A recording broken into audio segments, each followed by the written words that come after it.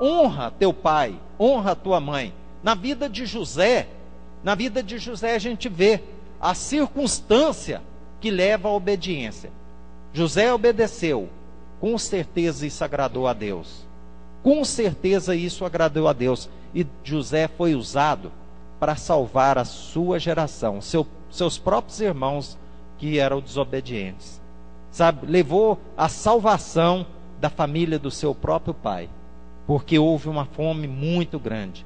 E se Deus não tivesse, já através da obediência de José, através do exemplo daquele filho, aquele sonhador, talvez teria se ali rompido aquele ligação familiar. Então, nessa circunstância, a gente vendo exemplos de José como filho, Jacó como pai, o exemplo de Abraão como pai, Isaac como filho.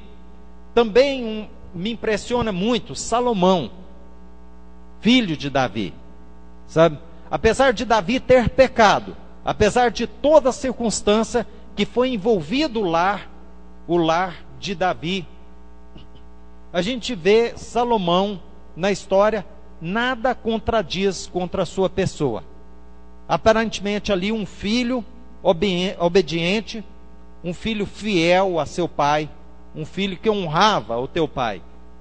Davi, um homem que apesar de toda a circunstância do seu adversidade que houve dentro do seu lar, era um homem que sempre prezou pela família. Ele nunca, apesar de seu filho se revoltar contra ti, Absalão, ao ponto de querê-lo matar, de tomar o seu trono, Davi, dentro de uma caverna, em uma certa oportunidade, teve a oportunidade de matar o seu próprio filho. E hoje, talvez em algumas determinadas circunstâncias, a gente vê isso acontecendo, sabe, concretizando essa divergência entre pais e filhos. Mas Davi não tocou nele. E Deus o livrou. Deus via no coração de Davi aquele amor à sua família, apesar da adversidade.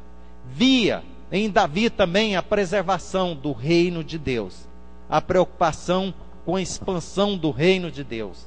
Davi, irmãos, teve um desejo muito grande de construir o templo para o Senhor. Mas o Senhor disse: tu és um homem de mão sanguinária, por isso não construirá.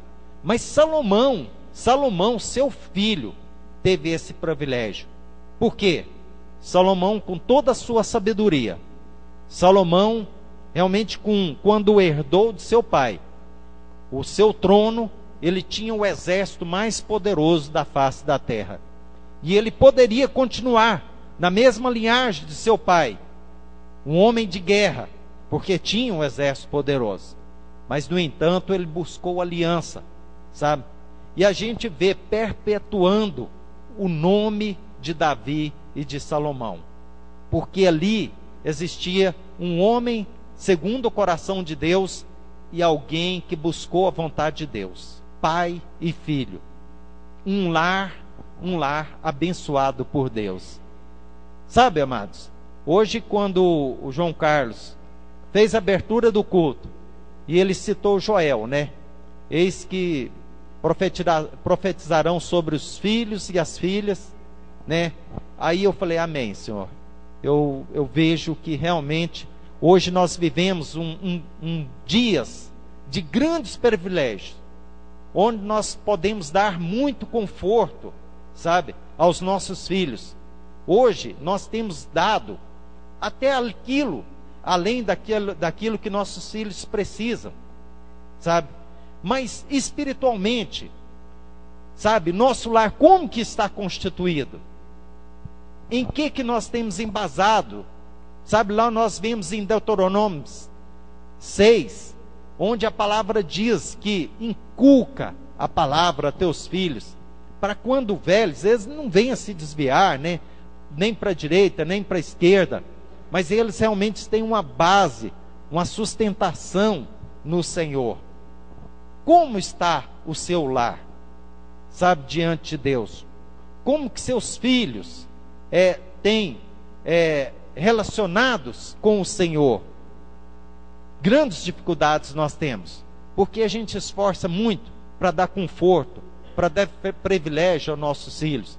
Será que na mesma proporção nós temos esforçado para que nossos filhos conheçam e continuem conhecendo ao Senhor?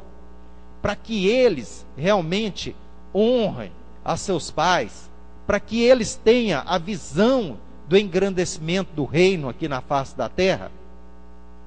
Talvez sim, nós já estamos fazendo, mas talvez estejamos fazendo pouco, necessitamos fazer mais. Talvez não tenhamos feito nada. É hora de iniciarmos, é hora de começarmos, porque nunca é tarde, sabe? Buscarmos ao Senhor, sabe? Buscarmos ao Senhor, unirmos a família em torno da palavra de Deus, pedirmos a proteção. Aqui em Efésios 6, na continuação, fala do lar cristão com relação a servos e senhores. E logo em seguida, a partir do versículo 10, fala da armadura de Deus. É interessante que Paulo discorre aqui, acredito eu que Efésios foi escrito por Paulo. Alguns teólogos questionam, sabe, a autoria, mas eu particularmente acho que foi Paulo, então vou citar Paulo. Se você discorda, acho que é outro, amém. Mas alguém de Deus escreveu, e acredito eu que tem sido Paulo. Aí Paulo, ele discorre sobre pais e filhos. Depois, no mesmo lar, sobre servos. E depois ele fala da armadura, da proteção. Sabe? De certa forma está entrelaçado. E é isso que nós temos que fazer. Buscarmos a proteção do Senhor para o nosso lar. Buscarmos a proteção do Senhor com relação aos nossos servos. Hoje nós podemos dizer com relação aos nossos empregos, às nossas empresas, sobre as pessoas que estão ao nosso redor, trabalhando com a gente, sabe, a sua secretária na sua casa, o relacionamento. Você tem falado de Deus para sua secretária, pessoa que tem trabalhado com você? O seu lar é constituído de servos, sabe? Hoje, secretário, uma palavra mais moderna, de filhos, de pais, cada um com a sua obrigação, mas ninguém fora do propósito de Deus. Ninguém fora do propósito de Deus. E aqui nós vemos Paulo discorrendo sobre essa obrigação. Eu poderia ter pego aqui de 1 a 4 e falar só: filhos, vocês têm que fazer isso, vocês têm que fazer aquilo. Pais, pai, você está errando aqui, você está errando. Mas não, você busca a sabedoria em Deus. Eu queria que vocês atentassem para as questões espirituais. Sabe? Hoje na escola dominical, o pastor Valdeli falou sobre a leitura bíblica que sua mãe fazia, sabe? Diariamente, constantemente dentro do seu lar, com a lamparina acesa. E ela gostava de ler Apocalipse, como ele mesmo disse. Isso é o culto doméstico. Tem existido o culto doméstico no seu lar? Você tem lido a palavra de Deus com os filhos, com a esposa, com as pessoas que trabalham com você? A palavra de Deus tem sido importante ao ponto dela ser compartilhada dentro do lar? Não. Sim. Não. Então está na hora de começar, irmãos. Podemos realizar culto doméstico, e isto, de uma certa forma, vai refletir na sociedade, porque o seu lar vai estar firmado no Senhor. O seu lar vai ter, assim, a rocha que é Cristo como base. O seu lar não vai desmorecer por qualquer coisa. O seu lar está firmado no Senhor.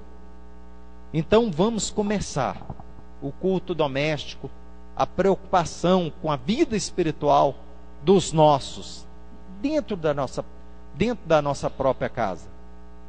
E, consequentemente, eu tenho certeza que isso vai se estender para a igreja. Aí a família Pão da Vida vai estar mais forte. A família Pão da Vida vai ter mais preocupação com a sociedade. E nós vamos ter a preocupação de chegarmos, Marilda, lá no hospital e orarmos com aquelas pessoas. E irmos para as prisões e orarmos com aquelas pessoas. Mas nós temos que preocuparmos com o nosso lar. Nós temos que revestir aqui na armadura de Deus, que logo em seguida Paulo fala da família, do lar como um todo. Depois ele cita: nós temos que cingir-nos com a verdade, nós temos que vestir com a couraça da justiça, nós queremos calçar os pés com a preparação do evangelho, nós queremos embraçar sempre o escudo da fé, com o qual nós podemos apagar os dardos inflamados do inimigo contra o nosso lar. Nós teremos o capacete da salvação. Esse capacete vai nos proteger, a nossa cabeça, os nossos pensamentos. Nós teremos a espada do Espírito, que é a palavra de Deus. Essa espada que corta, que separa alma e medula. Nós teremos, com toda oração e súplica, um grande instrumento de bênçãos para nossas vidas. Sabe, amados, aqui, se a gente for analisar, Paulo está preocupado com os nossos lares. Ele está preocupado com os nossos relacionamentos, com os nossos servos. Mas ele está preocupado com a proteção do nosso lar. Nós temos que buscar um Senhor. Nós temos que refugiarmos no Senhor, porque Ele é a nossa força. O Senhor é a nossa bandeira. Não há possibilidade de confiarmos em outro. Não há onde buscar refúgio e força a não ser no Senhor. Ele é a nossa força. Sabe, e nós como família, a família Pão da Vida, nós também temos que ter noção que Deus é o nosso Pai Supremo. E um exemplo de obediência de um filho não houve, e eu acho que não haverá, como Jesus Cristo. Ele é o exemplo de obediência ao Pai. Quando Jesus disse: Pai, se possível, passa de mim esse cálice, mas que faça-se a tua vontade. Se o seu pai vê um filho à beira da morte e suplicar: Pai, se possível, livra-me dessa morte, Pai. E Deus tinha esse poder. Eu acho que Deus condoeu demais no seu coração ver o seu próprio filho morrer pelos meus pecados, pelos seus pecados. Mas era necessário ele passar por isso. E assim Deus permitiu. E hoje, nós, através de Jesus Cristo, nós temos o privilégio de nos tornarmos filhos de Deus. Que grande privilégio é esse que nós temos, irmãos, como família de Deus, como filhos de Deus. E como que está a sua vida de obediência a Deus? Como que está o seu relacionamento com o Pai? Com o Pai, que é Deus. Sabe, irmãos, se a gente for fazer uma análise assim, com relação ao reino de Deus, ele não tem muito segredo. E as grandes realizações de Deus são através das pequenas coisas do nosso dia a dia. Se nós nos despertarmos para as pequenas coisas do nosso dia a dia, a honrarmos o nome do Senhor, Deus fará coisas tremendas através das nossas vidas e através dos nossos filhos. Que eu acho que uma das maiores alegria de um pai é ver a realização de um filho, ver o sucesso, a bênção sendo estendida até o filho. Davi aqui agora compartilhou, sabe, dessa grande bênção, sabe, que está lá nas suas mãos, lá, a Ana Vitória. Sabe o quanto o quanto um filho é importante, o quanto o sucesso de um filho é importante para a gente. E para Deus não é diferente. Deus se alegra na sua vitória. Deus se alegra no seu sucesso. Mas o sucesso, o nosso sucesso, passa pela obediência, sabe? Por honrar essa família de Deus. Então, vamos refletir nesse momento, talvez até o momento de dificuldade que estão passando essas duas famílias da igreja, talvez outras aqui que eu desconheço o fato. A Marilda agora recentemente passou por um problema de saúde com seu pai, que nós acompanhamos, aprendemos muito, temos aprendido, Marilda, com esse problema que vocês passaram. Sabe o quanto Deus foi misericordioso com a família. E eu fiquei sabendo, eu não estive lá no culto de ações de graça, mas fiquei sabendo que a família compareceu em peso para dizer: muito obrigado, Senhor, porque Deus abençoou, Deus tem abençoado, Deus tem sido fiel. Amados, vamos rever nossos conceitos, vamos analisar a situação do nosso lar, da nossa casa. Eu não vou te dar receita, de como proceder, porque eu também estou na mesma situação que vocês. Eu estou em Goiânia hoje para ficar ao lado dos meus filhos, para dar direção, sabe, para ver se ele não desvia dos caminhos, mas trilha nos caminhos do Senhor. Tem sido um sacrifício, não tem sido fácil. Uma coisa interessante que nesse primeiro mês eu descobri: Goiânia está cheio de doido. Dentro da agência lá, é interessante, o pessoal mais velho, aposentados, chegam uns gritando. Essa semana eu vi uma cena que eu fiquei assim, chocado. Uma mulher chegou gritando dentro da agência: eu quero uma senha, eu quero ir no caixa. E gritando com o Dornelles, que é um funcionário. Engraçado, esse Dornelles, ele tem 52 anos de idade e ele entrou na caixa tem 7 meses. Tem 7 meses de serviço, 52 anos. E ele é um senhor de idade, e a mulher chegou muito brava, muito irada, e gritando com ele. E ele: mas a senhora quer senha para quê? Não te interessa, eu quero senha para ir para o caixa.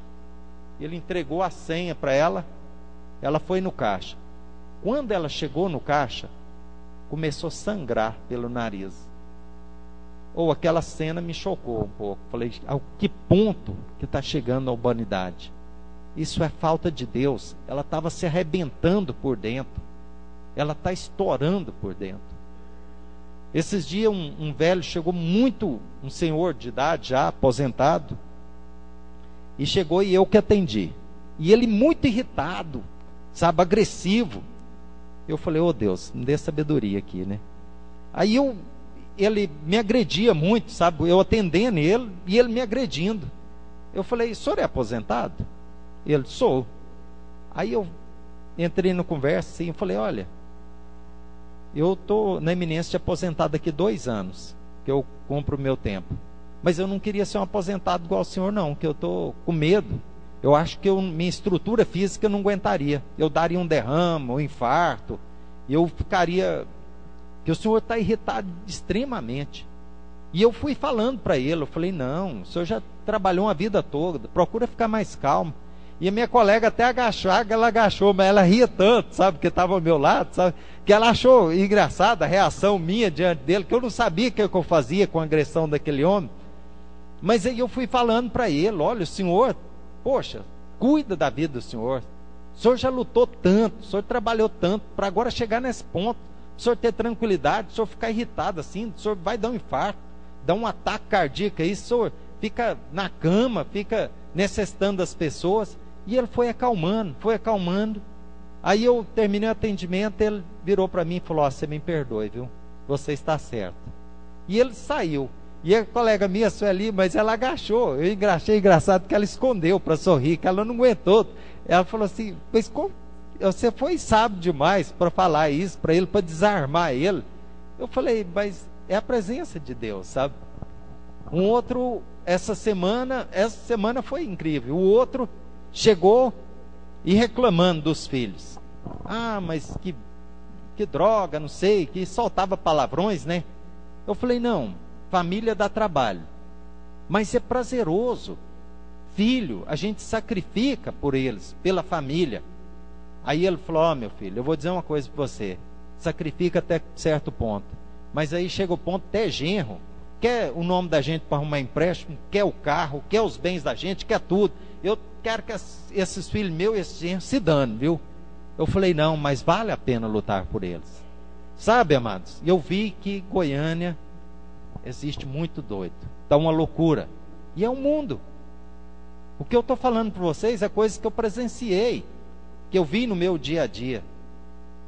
E nós não podemos desistir, não podemos abrir mão dos nossos filhos, do nosso lar, da nossa família.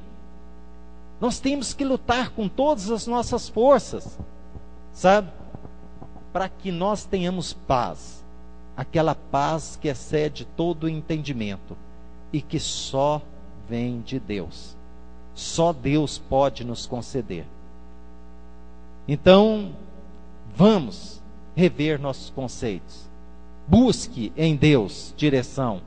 Peça ao Senhor para que te dê sabedoria para conduzir, sabe, bem o seu lar. É você e seu filho.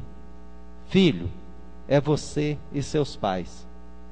Existe alguém mais importante para nós do que filhos e do que pais? Se existe para você, eu vou respeitar, mas para mim não existe. Nós estamos falando das pessoas que nós mais amamos, sabe? Nós temos que buscar a estabilidade, nós temos que buscar, sabe, o bem das pessoas que nós mais amamos e que é propósito de Deus. Quando Deus deixa essa palavra em Efésios registrada, para que a gente leia, releia, para que a gente analise, não é em vão, porque Deus está querendo zelar de você, e Ele é Pai, Ele está de mãos estendidas, em qualquer momento, em qualquer circunstância. Filho nasce, eu imagino o Davi agora, a Ana Vitória faz um gestozinho lá no berço, 3 horas da madrugada ele sai peitando guarda-roupa, passando por cima de tanta coisa no escuro, mas vai lá cuidar da filhinha. E isso acontece com a gente também. Deus está atento, sabe, com o ouvido.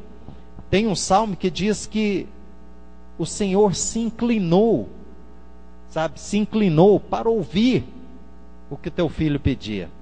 Que coisa tremenda, Deus se inclina para ouvir o seu clamor, porque você é filho.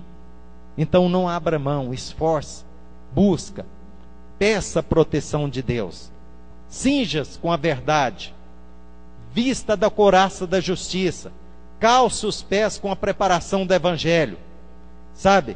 E tenha o escudo da fé, com a qual você vai poder apagar todos os dados inflamados. Use o capacete da salvação, use a espada, que é a palavra de Deus, e ora, suplica, em todos os momentos, em todas as circunstâncias, ao Senhor, pela sua família, pela sua igreja, pelo reino de Deus. Amém? Vamos colocar de pé. Eu vou convidar aqui o pessoal do louvor para nos ajudar aqui. E eu estou com desejo no coração, pastor Valdeli, pastor João Carlos, pastor Bento, que eles orassem pela família Pão da Vida, pelas nossas famílias individualmente. Amém? Então, eu gostaria de passar a palavra ao pastor.